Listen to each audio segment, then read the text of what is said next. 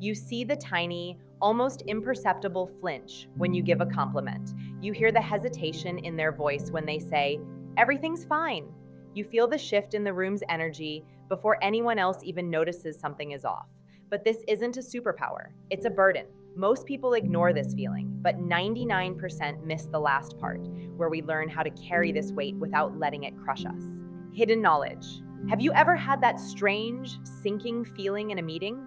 On the surface, everything seems fine. The presenter is smiling, the slides are polished, and people are nodding along, but you see something else. You see the micro muscle tension around the CEO's eyes as a certain number is presented. You notice the way a key team member subtly angles their body away from the group when a question is asked. These aren't just random observations, they are data points.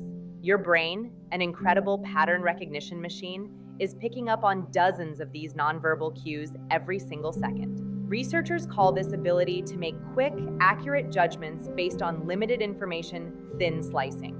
It's a deeply primal skill, honed over millennia to detect threats and build trust. But in our modern world, it often feels less like a survival tool and more like a secret you're forced to keep. You're seeing the invisible architecture of a conversation, the emotional subtext that everyone else is missing. You see the ghost of an idea that was shot down before the meeting even started, lingering in the stiff posture of its creator. You sense the unspoken alliance between two colleagues from a shared fleeting glance. You are, in essence, reading the source code of human interaction while everyone else is just looking at the user interface.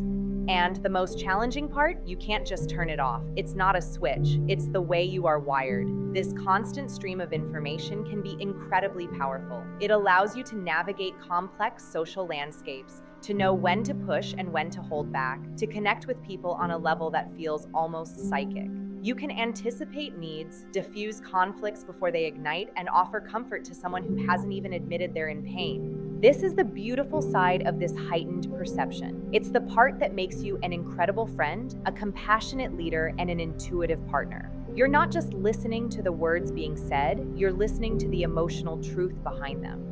You're paying attention to the whole channel of communication, the vocal tone, the pace of speech, the gestures, the posture, the tiny expressions that flash across a face in less than a quarter of a second. But this knowledge comes at a cost. Because when you see the discrepancy between the polished surface and the messy, complicated reality underneath, you are faced with a choice. Do you speak the unspoken truth and risk disrupting the fragile social harmony? Or do you stay silent, becoming a lonely custodian of secrets you never asked for? This is the fundamental dilemma. You hold this hidden knowledge, and with it comes a profound sense of responsibility and often a profound sense of isolation. You're sitting in that same meeting, armed with an awareness that feels like a heavy coat on a warm day, and you look around at the smiling, oblivious faces, and you have to wonder, is it better to see it all or to see nothing at all? The answer isn't as simple as you might think, because the knowledge itself isn't the danger. The danger is what you do with it, and more importantly, what it does to you. Perceptual isolation. There's a specific kind of loneliness that comes from understanding a situation on a level that no one around you can access. It's a phenomenon some psychologists touch on with concepts like the Cassandra complex, named after the mythological figure cursed to see the future but never be believed. You're not predicting the future, but you are predicting human behavior based on subtle patterns. You see the red flags in your friend's new relationship, not because you're judgmental, but because you recognize the same patterns of subtle control and dismissiveness you've seen lead to heartbreak before. You try to explain it, but your evidence is flimsy to the outside observer. It was just the way he looked at her when she was talking, you might say, or did you notice how he never asks her about her day? To your friend who is swept up in the romance, these are meaningless details. To you, they are giant flashing warning signs. This creates a painful chasm. You want to protect the people you care about, but your insights are based on a language they don't speak. You are fluent in the dialect of nonverbal communication, while they are only listening to the spoken words. This is perceptual isolation. You are on an island of awareness in a sea of blissful ignorance. It's exhausting to constantly translate your intuitive feelings into logical, data-driven arguments that others can accept. More often than not, you can't. How do you quantify a gut feeling? How do you create a spreadsheet that charts the growing emotional distance between two people? You can't, and so you stay silent. You watch things unfold exactly as you knew they would, and when the inevitable happens, you're not allowed to say, "I told you so." You can only be there to pick up the pieces, your earlier unheeded warnings, a silent ghost in the room. This isolation doesn't just happen in big dramatic moments, it's in the everyday interactions. It's biting your tongue at a family dinner when a relative makes a passive-aggressive comment that no one else seems to register. It's feeling a wave of sadness from a coworker who insists they're having a great day. You absorb these ambient emotions, this unspoken static, and it has nowhere to go. You become a container for the unexpressed feelings of others, and that is a heavy, heavy burden to carry alone. Over time, this can lead to a sense of deep alienation. You start to feel disconnected, as if you're watching the world through a pane of glass. You're there, but you're not fully part of it, because your reality is layered with so much more information. This can even breed a sense of resentment. Why don't they see it? Why do I have to be the one who carries this? It can make you feel cynical about human connection because you see the games, the masks, and the subtle manipulations that others overlook. The danger here is that this isolation can curdle your gift into a curse. Your ability to connect deeply can become a reason you pull away, building walls to protect yourself from the onslaught of emotional data. You might retreat into yourself, finding it easier to be alone than to be with people and constantly manage the fire hose of information you're receiving. The key is to recognize that this feeling of isolation is a signal. It's a sign that you need to find a way to manage your perception, not to dull it. It's a call to find at least one other person who speaks your language, who understands that a conversation is so much more than just the words. Because without that connection, without that validation, the island of awareness becomes a prison. Cognitive overload. Our brains are wired for efficiency. They create shortcuts, filters, and heuristics to avoid being overwhelmed by the billions of bits of data we're exposed to every moment. Most people's filters are set to a default level. They tune out the non-essential social information to focus on the primary task or conversation. But when you're someone who sees everything, it's like all your filters have been disabled. You're not just hearing the conversation, you're processing the vocal pitch, the rate of speech, the word choices, the facial expressions, the postural shifts, the environmental factors, and the group dynamics, all in real time. This is not a background process. This is active, high-level cognitive work, and it is profoundly draining.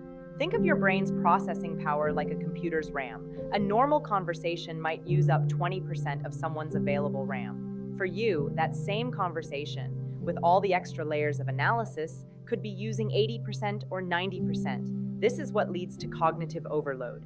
You leave a simple coffee date feeling as exhausted as if you'd just run a marathon. You get home from a party and need 2 days of silence to recover. Not because you're an introvert in the classic sense, but because you were processing an immense amount of social and emotional data. This constant state of high alert has a real physiological impact. Your amygdala, the brain's threat detection center, can become overactive. It starts to interpret neutral social cues as potential threats simply because it's being overwhelmed with information. That colleague who didn't smile back, your brain might leap to the conclusion that they're angry with you, when in reality, they were just distracted. This can fuel a cycle of social anxiety, where you become so focused on decoding every little signal that you can no longer be present in the interaction. You're not connecting, you're analyzing. You're not enjoying the moment. You're scanning for discrepancies.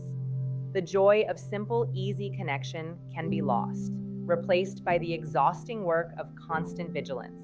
The danger of this overload is burnout. Not just professional burnout, but a kind of social and emotional burnout.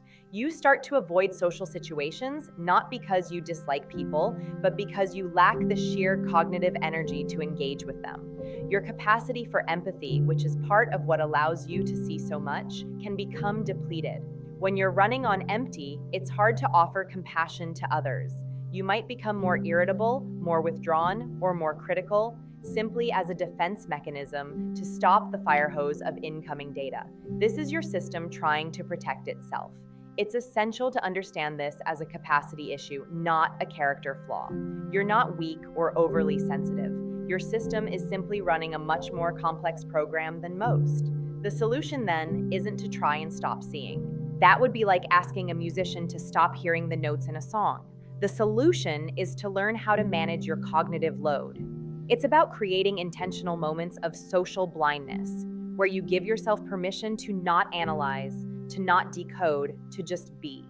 It's about setting boundaries on your time and energy, recognizing which environments and interactions drain you the most, and building restorative practices into your life that allow your hyper-aware brain to finally, truly rest. Strategic vulnerability. So we have this hidden knowledge that leads to perceptual isolation and cognitive overload. It sounds bleak, but what if we could reframe this entire experience? What if the danger isn't in seeing what others don't, but in hoarding that insight as a secret? The antidote to the isolation and the weight of this perception is not to see less, but to share more with wisdom and intention. This is the practice of strategic vulnerability. It's not about blurting out every observation or confronting every person with the nonverbal cues you've noticed. That would be chaotic and counterproductive. Instead, it's about choosing the right moments and the right people to gently pull back the curtain and share a piece of what you're seeing. It's about turning your analytical observations into compassionate inquiries. Instead of thinking, my friend's shoulders are slumped and their vocal tone is flat, they're clearly hiding their sadness, you can say, you seem a little quiet today. I just want you to know I'm here if you want to talk about anything. You're using your insight not to make an accusation, but to open a door. You are offering a gift of your attention, a safe space for their hidden truth to emerge. This transforms your role from a silent, knowing observer into an active, empathetic connector. This requires immense courage. It's vulnerable to share an observation that isn't based on hard facts. It's saying, I'm sensing there might be more going on here, and risking being told you're wrong or that you're reading too much into things. And sometimes you will be. Your perception, while powerful, is not infallible. But every time you do this, you are exercising a muscle. You are learning how to calibrate your insights and how to present them in a way that is helpful, not hurtful. You are also testing the waters to find your people, the ones who, instead of dismissing your observation, will lean in and say, how did you know? I've been feeling that way all day. These are the connections that will save you from the island of isolation. Furthermore, strategic vulnerability applies to yourself.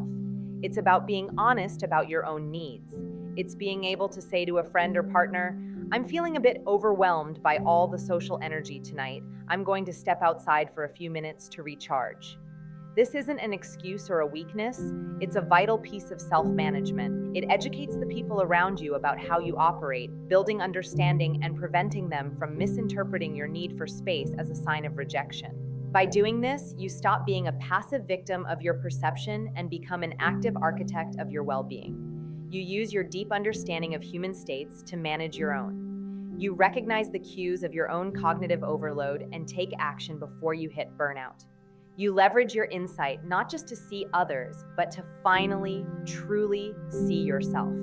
This is the ultimate integration of this skill, turning the lens of perception inward with the same compassion and curiosity you offer the world.